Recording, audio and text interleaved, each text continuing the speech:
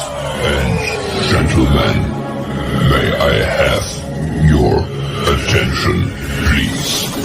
The show starts in 10, 9, 8, 7, 6, 5, 4, 3, 2, 1.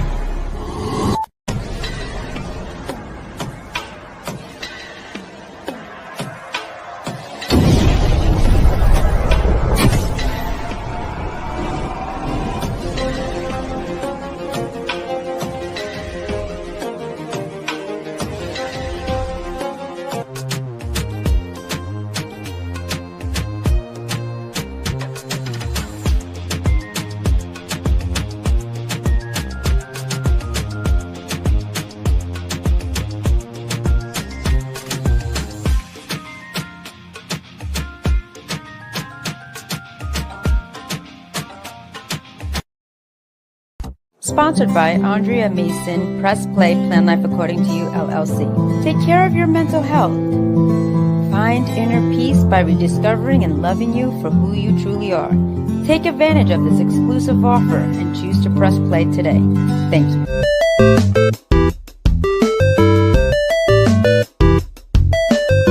And I, pretty much go through the biography of Jay Lyric, man, and how he came about and why he came about. A lot of people don't know Jay Lyric is actually an acronym.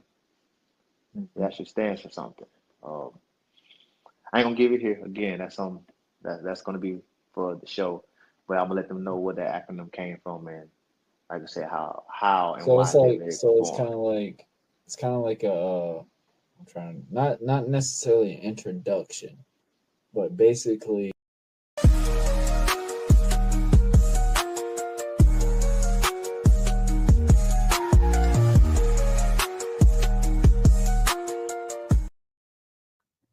What's up, everybody? How y'all doing? This is the host of the Buzzing With Marlowe Podcast. I'm yours truly, Warren Marlowe, and welcome to the show. If you are new to the channel, make sure you like, share, most importantly, subscribe. Hit that notification bell to stay in contact with all our platforms, just to name a few. We are on YouTube. We are on Facebook. We are on Instagrams. We are on Threads. We are on X. We are on TikTok. We are on it all. That's right. Of course, guys, you can check us on all audio platforms as well. Just to name a few: Spotify, Apple Pods. Is it Apple Pod? Wherever you Apple users, obviously, you can listen to us on there. Pandora, Google Podcast. That's right, Google Podcasts as well. All right, guys, as you know, we have been on a nice little break for a little bit, so it's time to get back up and rolling. Obviously it's been a while. And if you haven't, obviously you've been checking out our wrestling content. If you are some pro wrestling fans as well, I'm kind of a pro wrestling fan. I was in the ring for about 10 years doing that. So I kind of got to be a fan of it in some essence way. But obviously you can check us out on Commission Talks every Saturday afternoon, 5 p.m. Eastern time, where I'm talking with my boy Dre on Wheels from the 1130 podcast, and we form the Commission. That's right, guys. So obviously you can see us live on as well. You can see us live on Facebook. You can see us live on Instagram. You can see us live most times, and sometimes on TikTok as well. I mean, it's some different things. We definitely have been playing around with it a little bit, but we are trying to air stuff on TikTok. But just be patient with us. I know a lot of people have been requesting certain things. But, of course, we're on Instagram. And like you see, as you see the logo beside me, the 1130 podcast. And, of course, Dre's got the 1130 Talk Pro Wrestling. That's right, guys. So we just talk all things wrestling. We talk about dad rants. We talk about it all. So even if you're not a pro wrestling fan, come out and join in with us, because it's going to be a great show. All right, guys. We've been on a nice little round. I mean, if you've been familiar with the football team, We took our first L last week, Miami Hurricanes. We had the trap game, sadly, and I'm hoping we bounce back tomorrow. We play Stanford tomorrow night, and I don't just want to win. I want a blowout. We need it bad. And of course, my Jaguars, oh boy, turned on TV and it's 21-0 in London. So getting up smack dab early in the morning, I felt bad for a lot of Jag fans that got up to watch the entire game. But yeah, it was what it was. Hopefully Jags is going to start bouncing back. I mean, there was a lot of we've had some tough teams on the schedule. I mean, you go in and beat the Chiefs, go play the Seahawks, which I really wanted to win that game just because my wife's side of her family, they're big Seattle Seahawks fans. We have not heard the end of them beating us in Jacksonville right now. And, of course, then we go and play the LA Rams in London and it seemed like we didn't even want to play that day. But, of course, shout out to Travis Hunter. Travis Hunter got his first pro NFL touchdown last Sunday. So shout out to Travis Hunter. He's been doing his decent thing, man. I mean, for him to be a rookie and stuff like that, he's been performing to what they need from him. Obviously, he's getting more. I mean, I'm still shocked he's played both sides of the ball. So, I mean, there's a lot of cool little things that are going to be going in with that. But I know we've got a lot to cover. I know I would love to talk about football because football season's going on. We can also talk about pro wrestling. But right now, man, we're going to have some fun today because I've got us an awesome guest today. I've got my guest. His name is Matt Sane. That goes by his persona name, but his actual name is Matthew Burton. And when I tell you this story of Matthew is just unreal.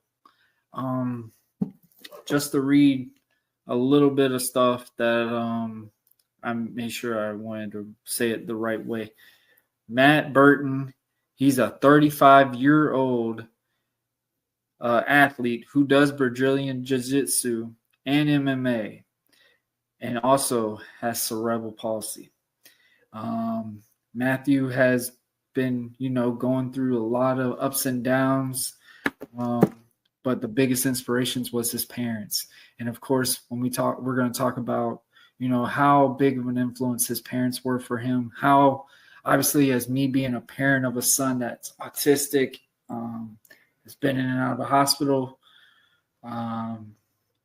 which also I want to give everybody an update. Matthew is doing fantastic. You wouldn't even know this kid had surgery. Yeah, I'm just blown away at how big my little 12-year-old boy has gotten. It's been really a long journey, transitioning, sadly we've had to been that evil parent, especially because Matthew comes in the summer and we couldn't go to water parks and stuff like that. So it's been a big transition for him on that, but I want to just give everybody a little insight that Matthew was doing well. We get him back for Thanksgiving. Super excited about that. Of course, we got Stranger Things that's coming back. Hopefully Miami's going to be in the playoffs by that time. We got Thanksgiving. We've got, the holiday madness is about to start. But obviously next week it's Halloween. Finally, it's Halloween. I mean, we've been celebrating, building up to Halloween for the last 2 months. So it's going to be an interesting thing with that as well. But I'm done ranting on. I've got my guest. Like I said, we're going to talk about, the struggles with his parents, what they had to go through and what was some of the tough tasks for them. And also, man, how did anime become Matthew's motivation and to realize, hey, man, he belongs. He can do whatever he puts his mind to. So, guys, I'm not going to waste no more time. The countdown goes down from 50 to 1. We're going to be joined with Matt Burton. And, guys, that starts in 3, 2, 1, right now.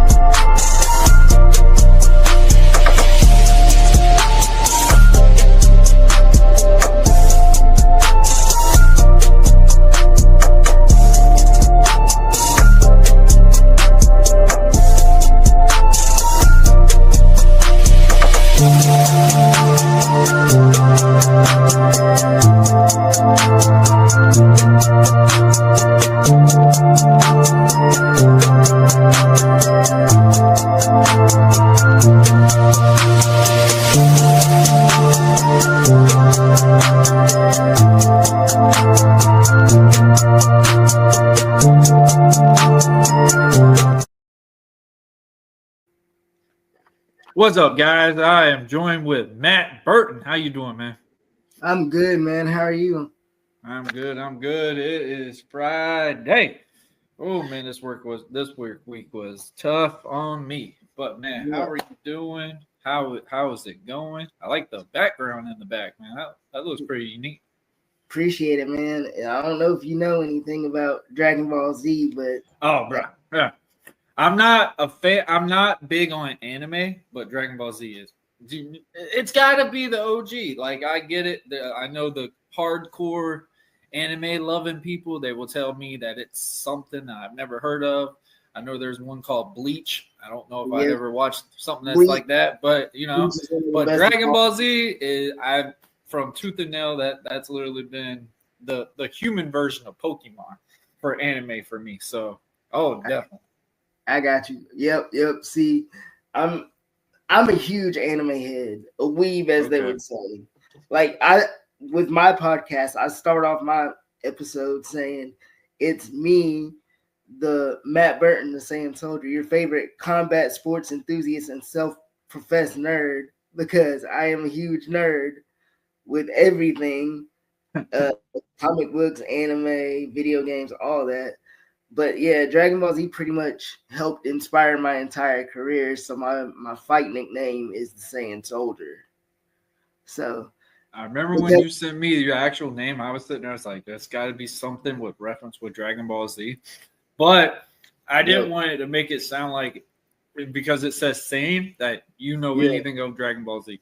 Because some people I've had on here, that was literally like a gimmick name for them, but they had no clue what a Dragon Ball Z was or what a Saiyan was. And I gotta be very careful at times when I say some certain things. I can't tell you how much that bothers me.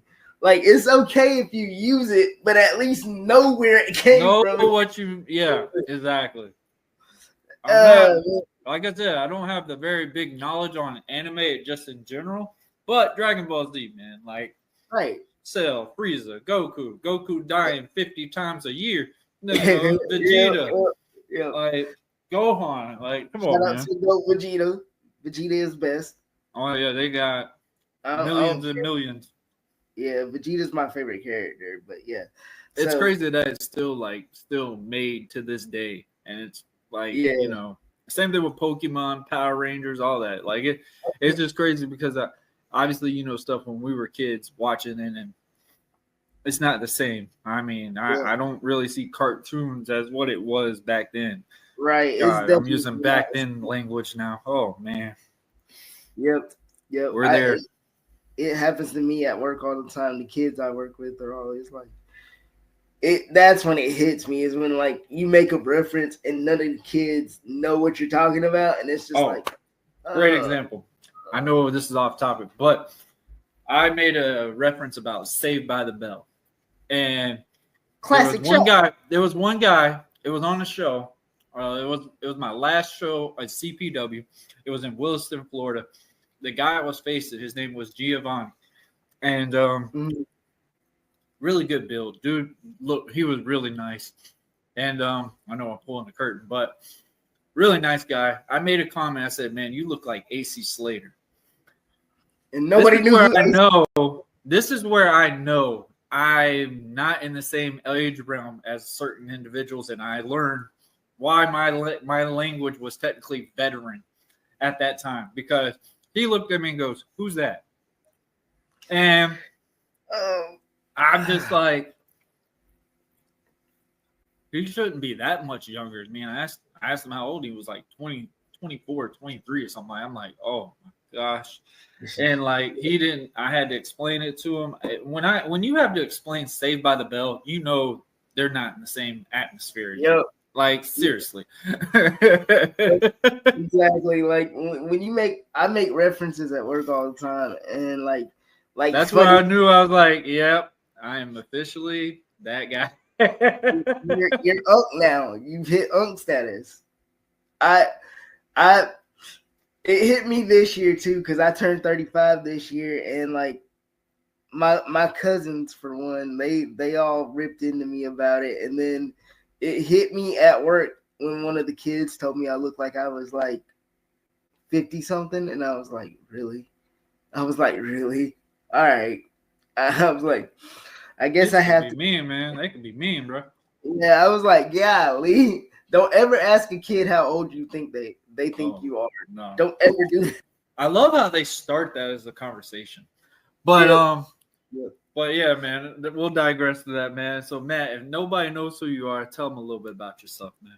Cool. Yeah, for sure. I'm Matt Burton, the Saiyan soldier, as we've just discussed. I'm 35. I grew up in a small town in Georgia, about an hour south of Macon.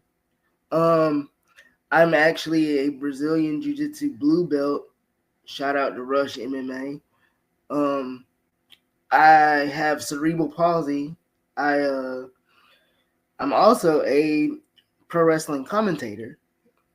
I was diagnosed with cerebral palsy at, I believe it was 3 months old. I've had several surgeries to get to where I'm at today. I've built a somewhat large following through me competing in MMA and Brazilian Jiu-Jitsu, and I'm actually working towards setting up something good for other adaptive athletes. I don't want to get into it too much, but I can say that it will be a competition space for adaptive athletes in combat sports. I wrestled in high school. I actually started my high school's wrestling team because we didn't have one until I got there. How I got into that was I wrestled. I was a manager for my high school's football team. Loved it. Loved being part of the team. I was one of the water boys, but it was more like I was the hype man because I was getting everybody, like every game, I got players hyped up. I got the crowd hyped up because I was just naturally hyped up myself. So what happened was after my junior wrestling or football season, I was like, okay, I need something to do outside of football because I don't have anything after that. And I was always a fan of pro wrestling, which I knew the difference between pro wrestling and amateur wrestling, Olympic level wrestling. But I thought about getting into wrestling because I wanted to start MMA because I fell in love, long story short, I fell in love with the Ultimate Fighter and started to fall in love with MMA. So I was like, that'll be a way for me to compete and see what happens with it.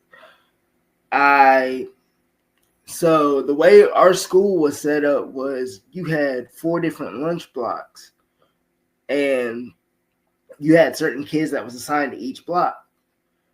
Knowing me being from a small town and knowing that it's hard to get things going in the town or in the school, I was like, they're probably going to want to fight it. So what I did was I printed out petition forms and I handed out a bunch of them to a bunch of my friends, and we were all in the different lunch blocks, so I knew it was going to work out. But by the end of the first lunch block, we had about 80 signatures, so I was like, you know what? I'm going to go talk to the principal already because I was in good standing with her. So I went and talked to her, and I was like, hey, quick question. Is it okay if we petition? And she just kind of looked at me, and she was like, for what? I said, I want to get a wrestling team started. And she says, all you had to do was come talk to me because I want to get a wrestling team too. And I was like, oh, cool. Lo and behold, we get the wrestling team started. I wrestle for my junior and senior year. I lose all my matches. And then I get into, after coming up on the end of my senior year, I start to realize, okay, I got to do something else. What else am I going to do?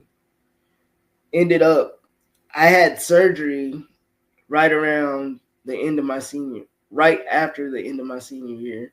So I'm laid up on the couch or whatever. I end up watching a marathon of The Ultimate Fighter, which at that point I had completely forgot about. Like I watched the first season, watched part of the second season, and then completely forgot about it at some point. But while I'm laid up on the couch, I end up watching the Ultimate Fighter marathon, and I was like, I can do that. So after recovering from surgery, going through the rehab and all that, it was like, all right, I'm back to training. I got with some of my guys that I wrestled with that knew a little bit about MMA. I started training with them, and then I got up with another friend who had been training in Florida for a while, and we kind of combined teams, and the rest is history from there. Oh man, I like that, man. That's a heck of a resume, man. I love how obviously me being a father of a son that is autistic, and he has scoliosis, and I'm still he's now almost hit a year again where he just got done having a spinal infusion surgery. At not even 12 years old, having stuff like that. And he's been in and out of a hospital and stuff. So I love how when you talk about certain things, because a lot of people look at this as and something, and I love the story that when I have guys like you, David, Sticks, there's so many of y'all that literally just go, I might have this, but I have a dream and I want to do it. And for you to say, hey, I wanted to start a wrestling team, and I can only imagine what your family had to go through to hear you talk about some stuff like that, because me as being what I am, I was a professional wrestler for over 10 years. I've been a football player. I've played basketball. I've played all these sports. I've never really had that point where I'm like, yeah, man, just throw me in there and let's see what I can do. I am very different when it comes to my son. And it's even sad to say I have a 6-year-old. I would throw her in pads and football before I would my kid, just because I know the comfortability standpoint of knowing that my daughter, she could do something out of it. But my son, with the past and stuff like that, and that's just for any parent. That's for any parent. Right. And, it's not like I'm just saying, oh, yeah, I'm just going to throw my daughter out there and just, see what she got. No, but it's the fact that I know my daughter can handle herself in that perspective compared to what my son, he would have to overcome a lot to get to that. And obviously, it's a lot to deal with at that time. And the one thing I do love when I have guys like y'all on here is there's so many people that have excuses of why they look the way they look, why their life didn't go the way that they felt like it should have went. A lot of parents that watch the NFL or football or something like that because that was their dream. There's something that was a roadblock for them to have that issue. But for guys like you, for guys like David and stuff like that, for y'all to go, yeah, man, I was with cerebral palsy at such a young age, but I don't let that define me. I don't let that be like, hey, I can't be in a contact sport. Hey, I can't do this. Dude, you started a wrestling team in your high school. I know wrestling, even at my time, you're only you're a year older than me. Amateur wrestling was not a popular thing in school. Like, a lot of people don't realize. Well, it's gotten more respected. And the same thing with MMA, same thing with soccer. Soccer is just out of the blue. I remember people used to be laughing at people that would play soccer in high school because it was just like, all right, why run so far up the field if you're not going to score a goal? And, I'm having to transition to that because now my daughter's now playing soccer. The only sport I never played, I'm having to learn that game just so I could help my daughter in that essence. And, and seeing these little transitions and stuff. And I know I'm rambling on about this, but it speaks a lot of your character. And I might not know you fully. We just met on this thing, but it's like, I could already say I respect you for what you have went through and stuff like that. So let's dial into this part. Obviously, you got I into appreciate it. MMA, you got into all these things. Like, what gave you the encouragement to realize you could do these things? Because, like you said, you've been in and out of a hospital for surgeries and stuff like that. You were diagnosed with cerebral palsy at 3 months old. I mean, good Lord. I'm really curious how they were able to test babies to realize that they have these things, because my son didn't even get diagnosed with autism until he was like 12 months old.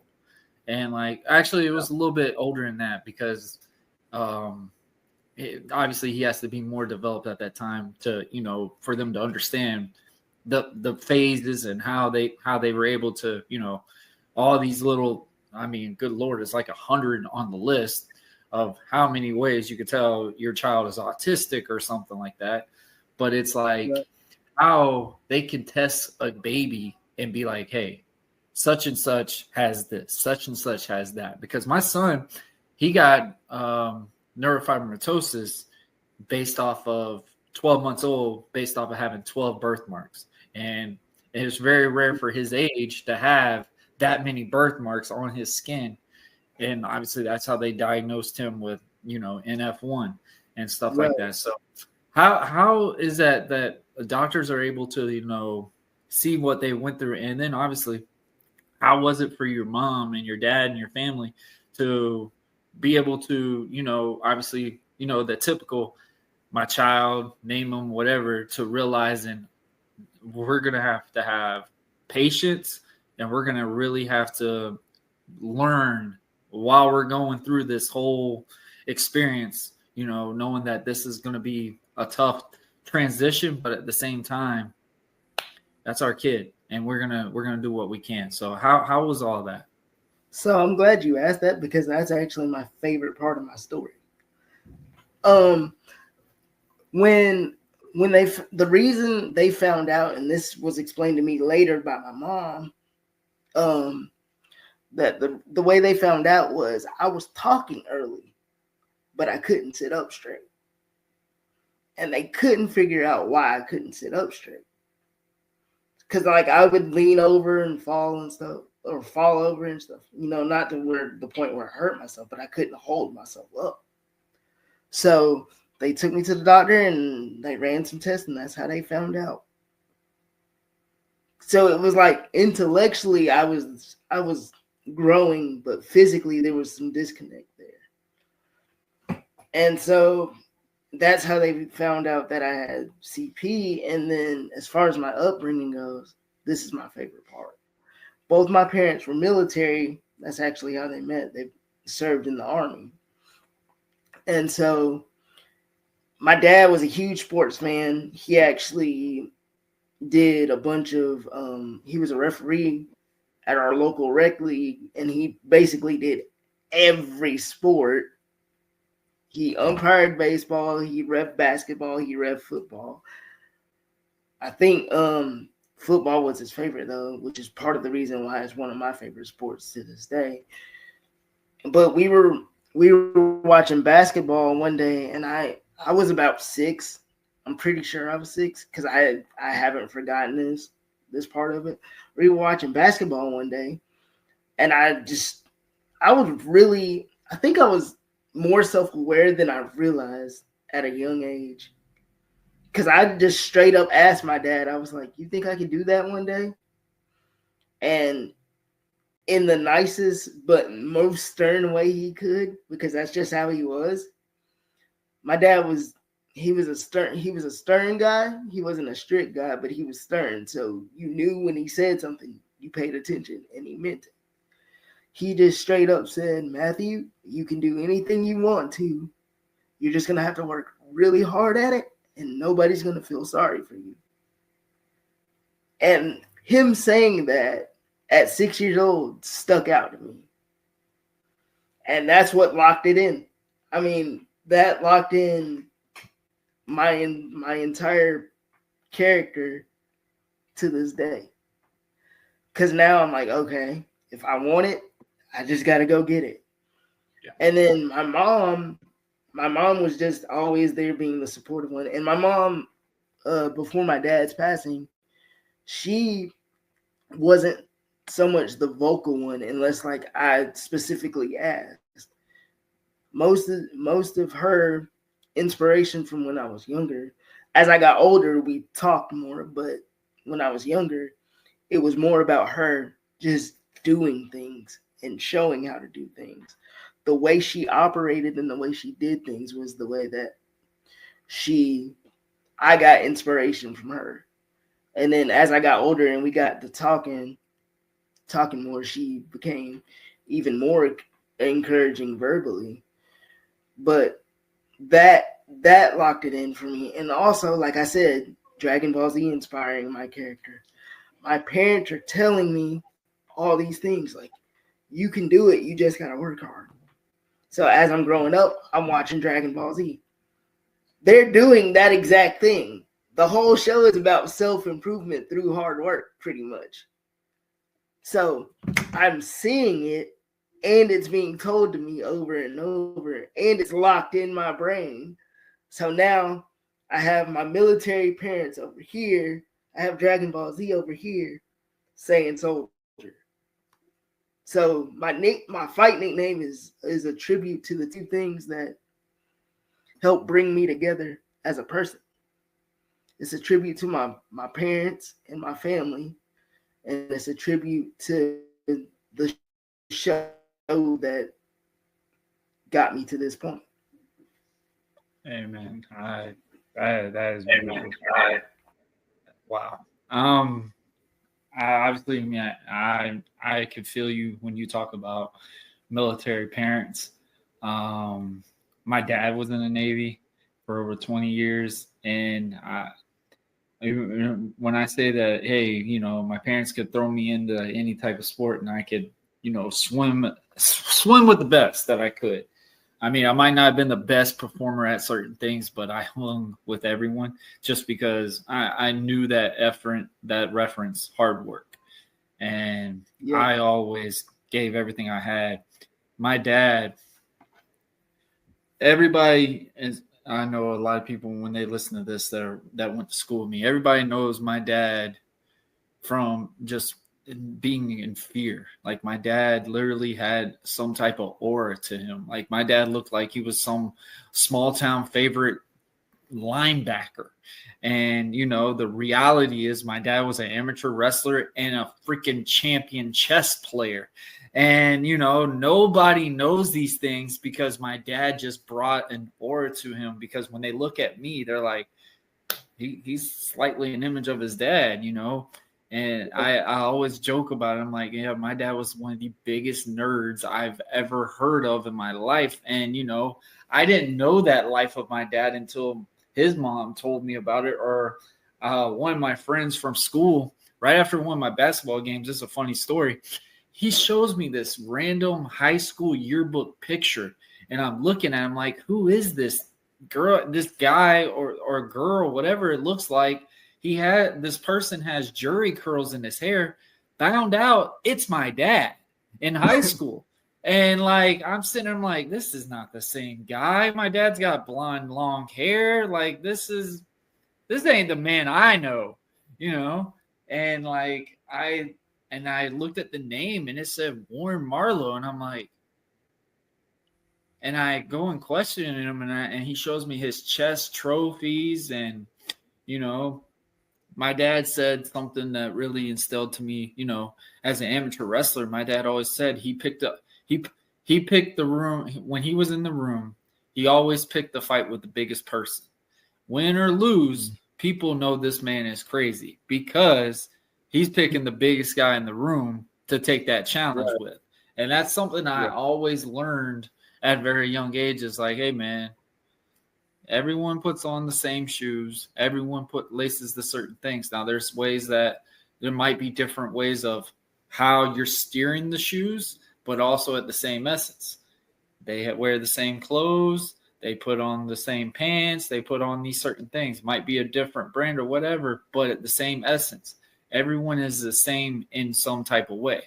And, you know, it's okay to have fear, but also at the same time, that person just maybe lives life just like you. You just don't know it. And, you know, my dad wasn't the most knowledge. I mean, I was very much known in basketball, and my family, I was the only athlete in the whole family. So it's like when I was like basketball, my dad was one of my toughest trainers. He would just watch YouTube videos, and he would just like, hey, I'm gonna blind you, shoot 100 shots. When you make 100 shots, I'll take the blindfold off. I'll let you know when you made it and how many you done. And man, sometimes I would be there for long times making these shots. Like it got to a point I was starting to hate basketball at a very young age, but it was like in the same essence, I've trained hard for it. Might as well just keep going.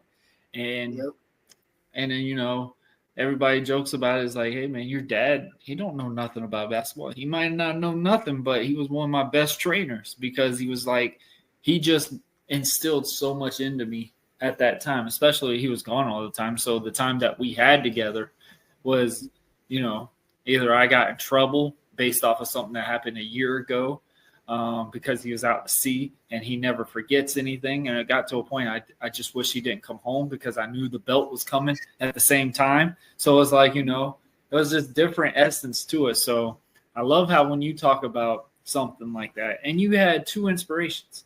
My inspiration was, shocker there, anybody knows my backstory, was pro wrestling. Pro wrestling and superheroes were my big ultimate escapes in anything. One thing I do take pride about when I talk about my love for pro wrestling is that it was mine. And it wasn't like I followed anybody to get into it. Like obviously all my friends, you know, I'm jock, whatever. Nobody cared to watch pro wrestling. Like, what? Yeah. Like, you know, Stone Cold rocking them, yeah, but not the John Cena, Batista, and Orton, and, you know, watching the Hornswoggle be Vince's son, you know, the type of storylines that were pretty obnoxiously crazy, and people just got out of it for a long bit. I mean, I was one of those. He was a heavyweight champion. Like, come on, man. Like, it wasn't entertaining at that time, but I stuck with it because it was mine. And obviously you got out of superheroes at the same time, but also you're getting movies now. So you're seeing Spider-Man on a picture perfect screen. You're seeing X-Men. X-Men was always my big favorite superhero show.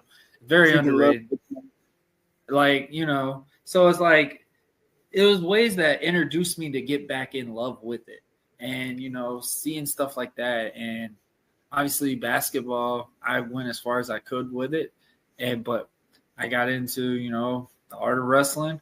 And, you know, it just got to a point where I just kept trying things. And I was realizing, like, hey, man, staying out and seeing what it looks like. Like, you know, and you just had to. And one thing I learned, man, I may not match up with that person. But I could still work and work hard, and maybe I can get up to that realm, or I can even be better. So I love how when you talk about, hey, could I do that? And your dad gave you a typical parent answer, but at the same essence, it inspired you, and in a way, it didn't digress the determination that you had for it, because a lot of people don't get those at that time. And, you know, especially, no offense, for your backstory and stuff like that, it's easier for parents to be safe on it. Maybe just rub it off and be like, oh, they're going to forget about it next week. And then you go, hey, Dad, I started wrestling school. I started doing certain things. And then it gets to being a reality, like, oh, my gosh, what did I do?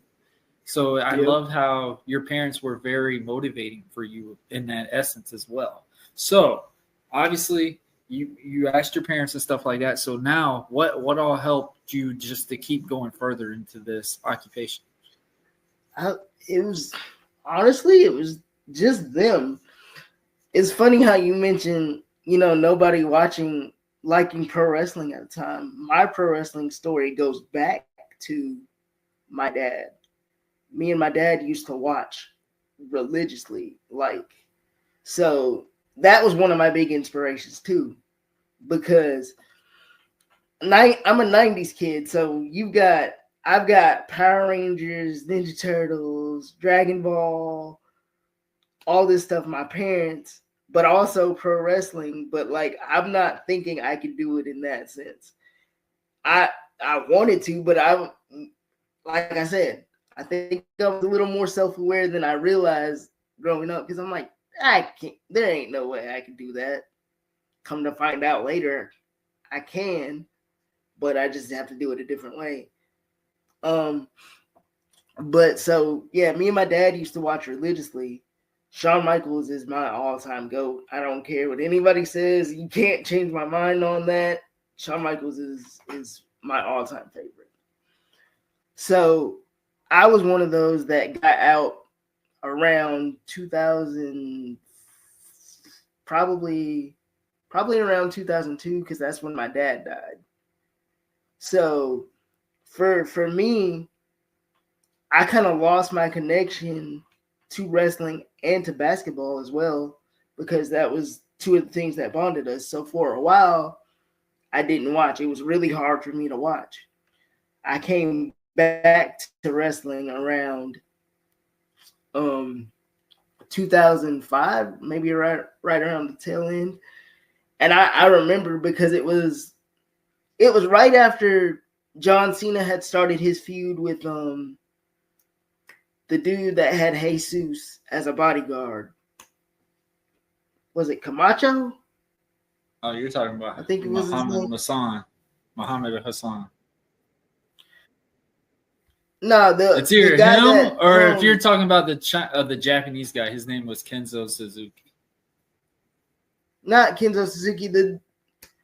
I think it was the dude John Cena had a feud with over the U.S. title. Umaga? No, the one where he supposedly got stabbed at a nightclub and they wrote him off. Oh, you're talking about Carlito. Yeah. Oh, it was Carlito. That's Carlito. Why couldn't I remember? Yeah. So I got back in right around there. And then I started watching again, and I was like, you know what? I should keep up with this, because this was my connection to my dad.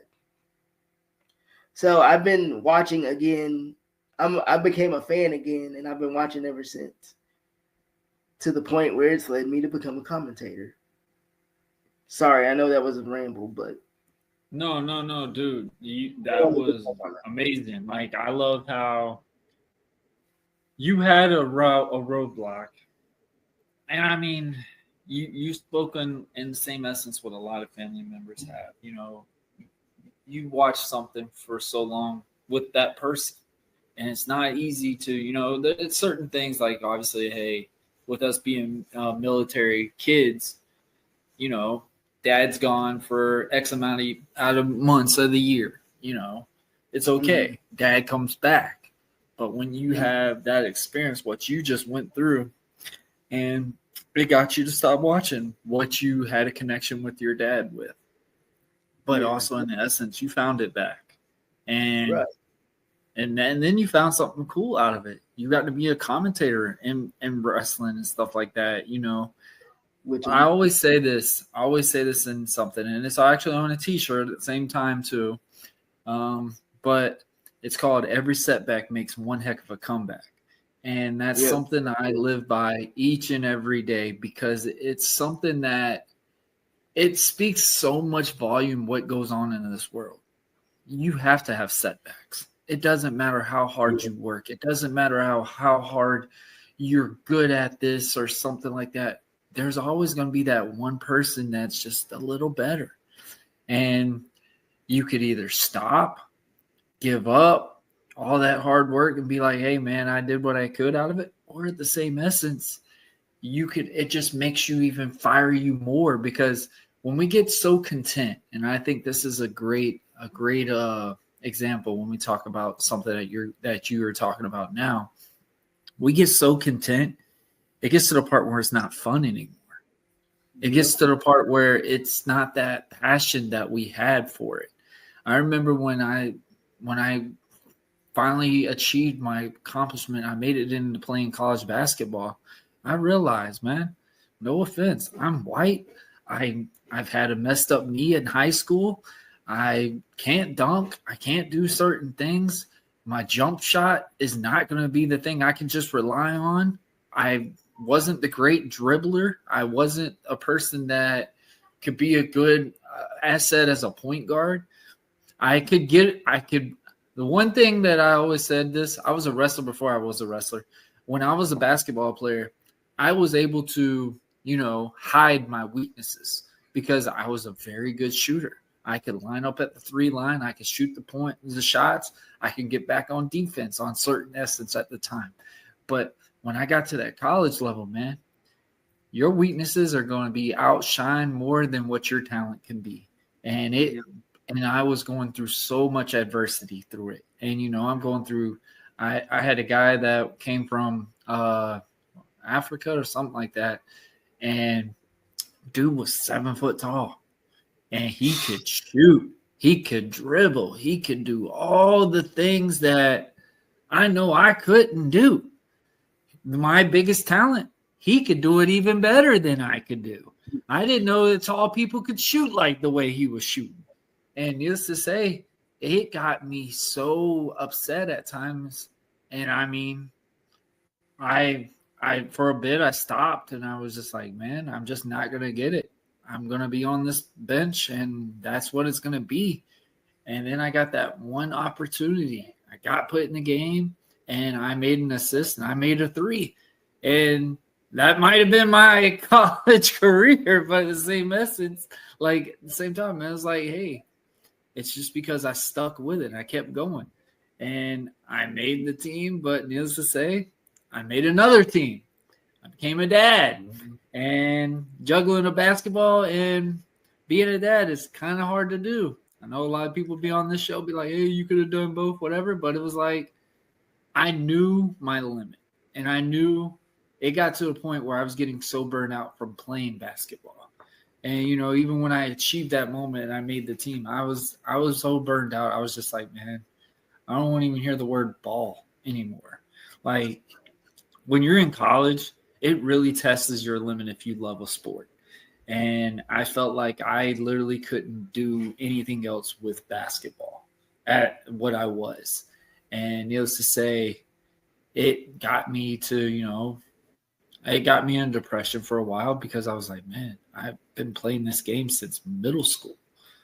And, you put so much talent, put so much thought and effort into it.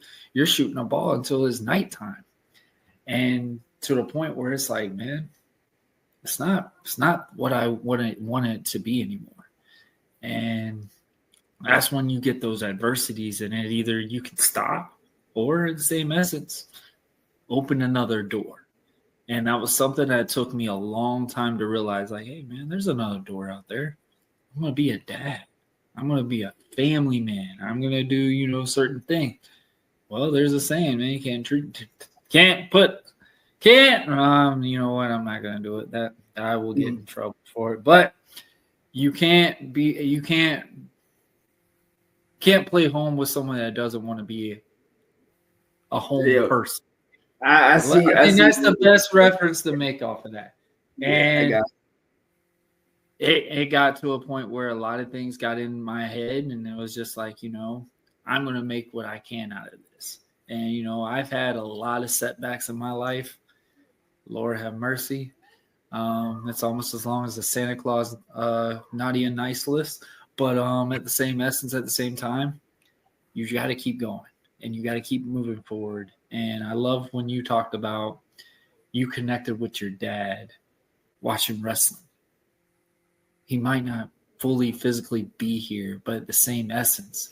He's looking down at you, and more importantly, you're able to connect with him watching something that y'all both love to do together.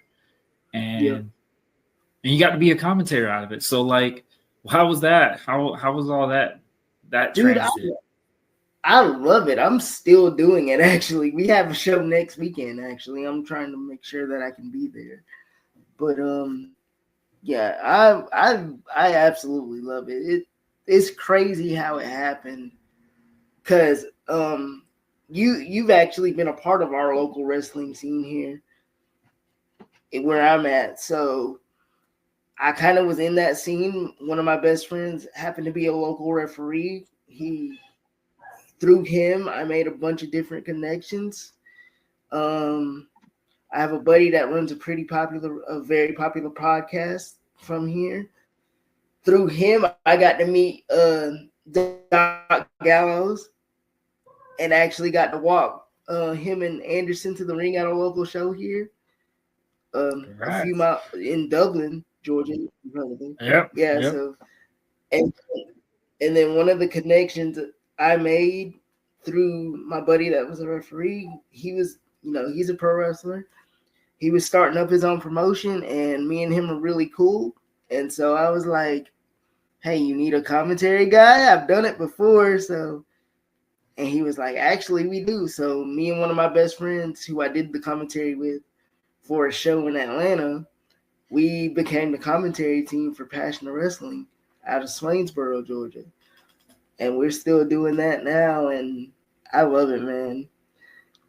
I've always been one of those that likes the intricacies of behind the scenes. So I've always dived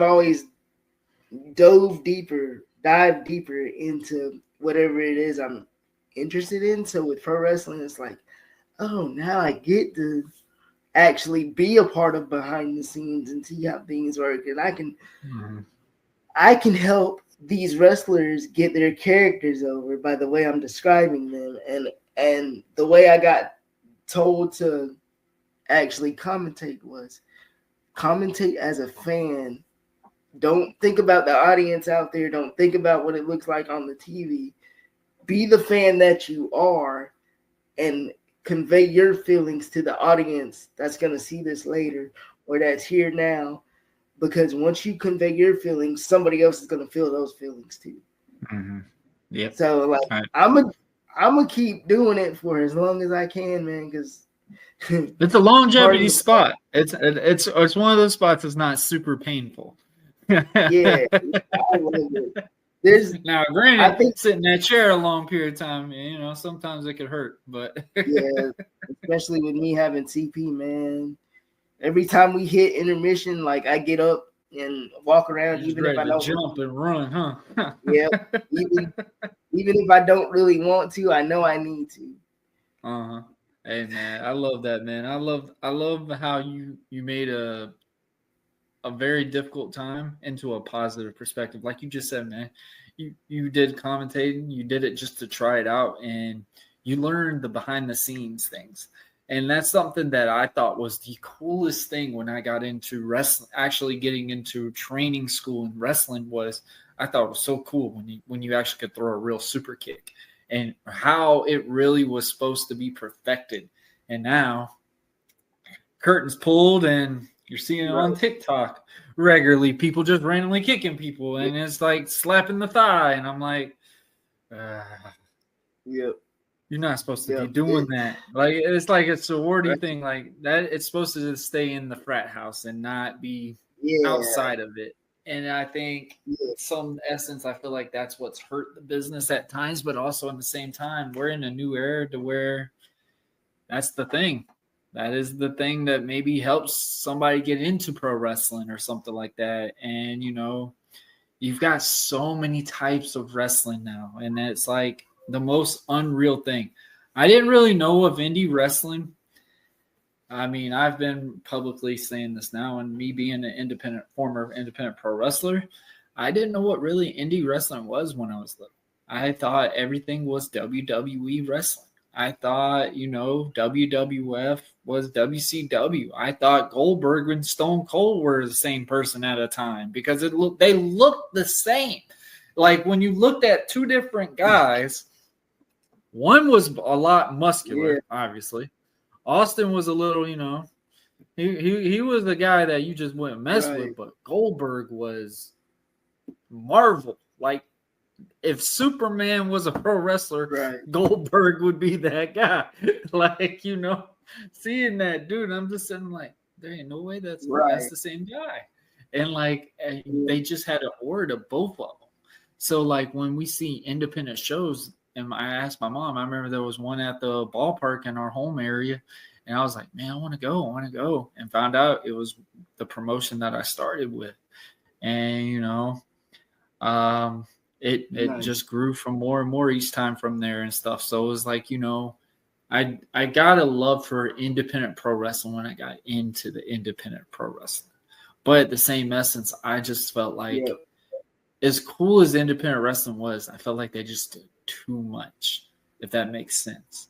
And I feel like everyone wanted to try to make a 5-star classic match when it didn't need it, or times would be way overused on the card. And that was something I had to really learn. And at the same time, a lot of stuff, predetermined, whatever, but at the same essence, you got to know the place on the card, and you got to respect time value when it comes to a show. And yeah, I could be the most talented guy on there. I could give you the best match, but at XYZ, we got 9 matches and we're only on the 3rd match, and I just went 15 to 20 minutes.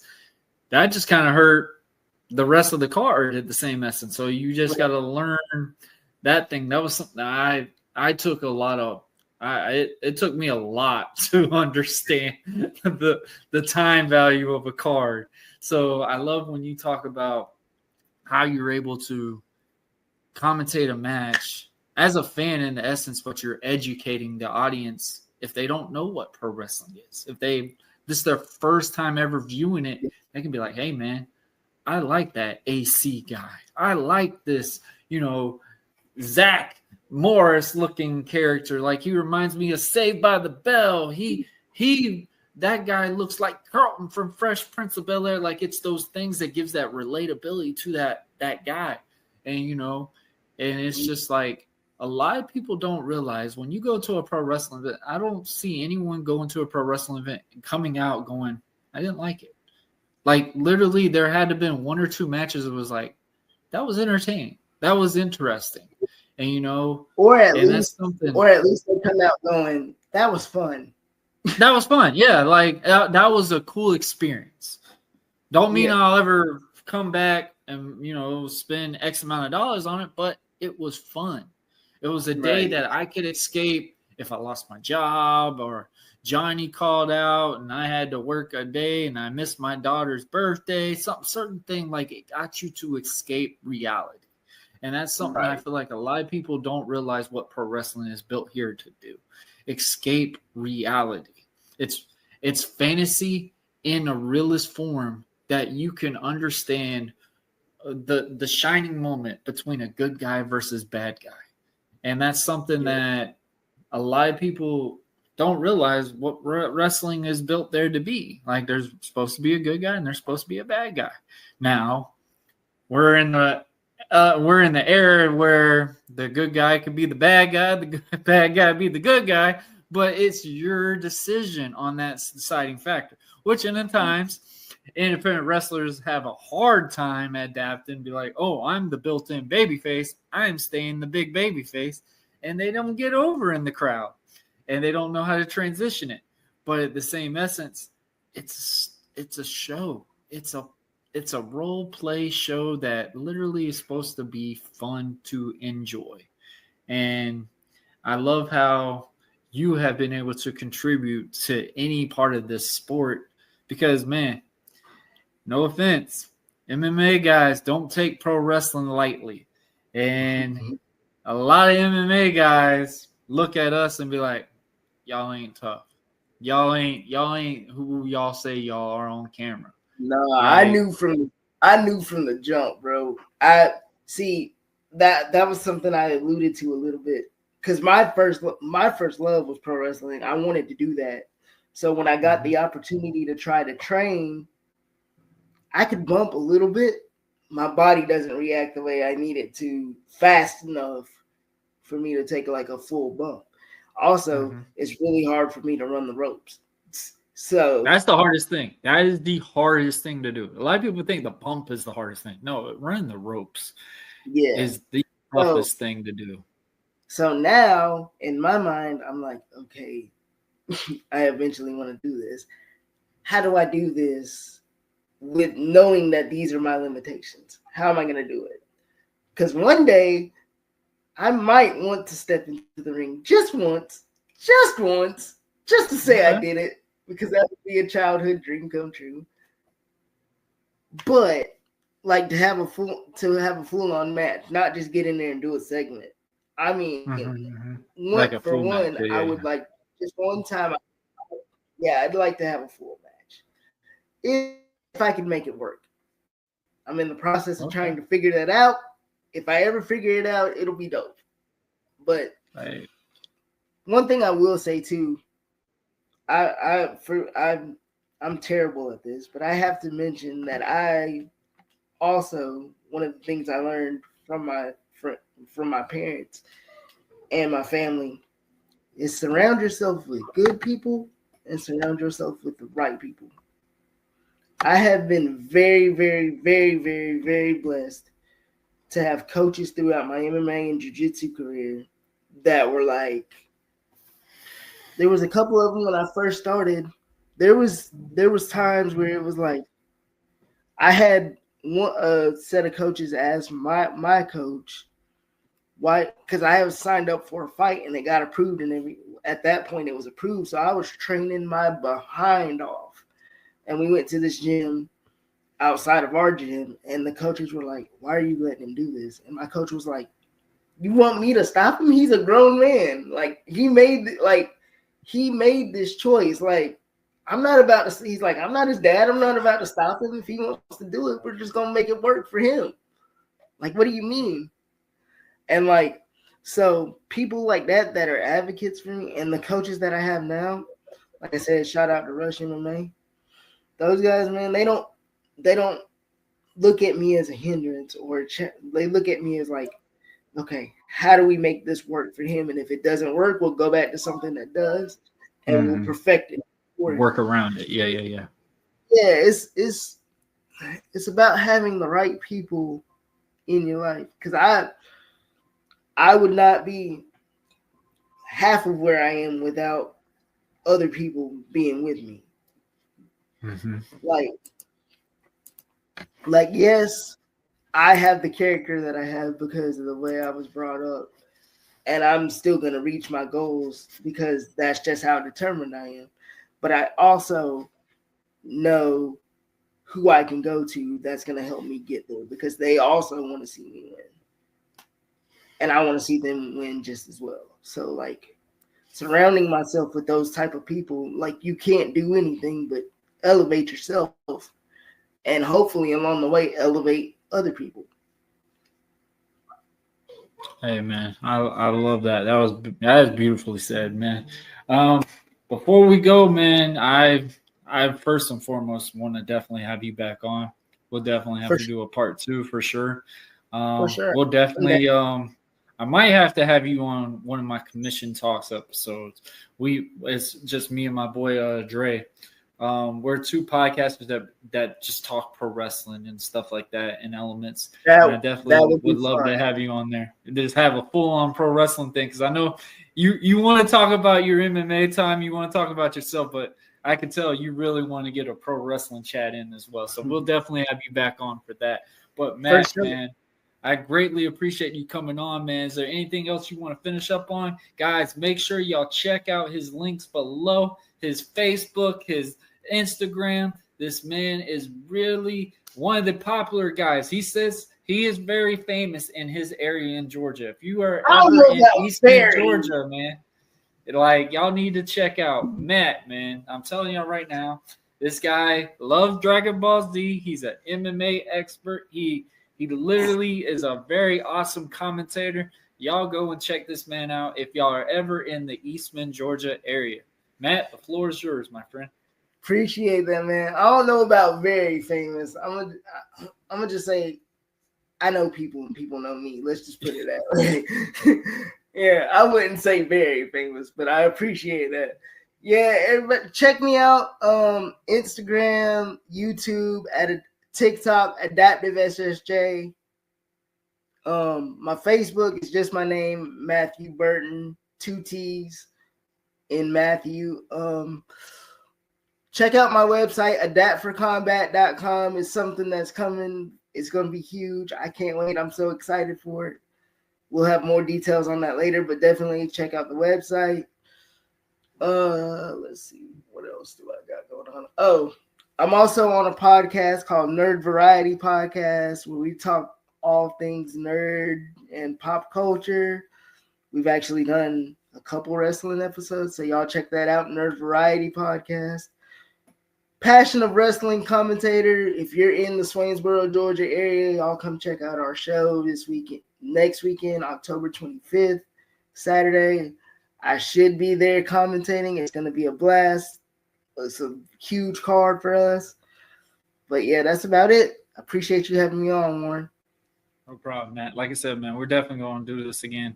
Guys, we appreciate y'all watching. We hope y'all have a great, great weekend, and we hope everyone has a buzzing day. Ladies and gentlemen, I am Warren Marlowe from the Buzzing With Marlowe Podcast. That is Matt. And, man, let me tell you, like he just said, Swainsboro, Georgia.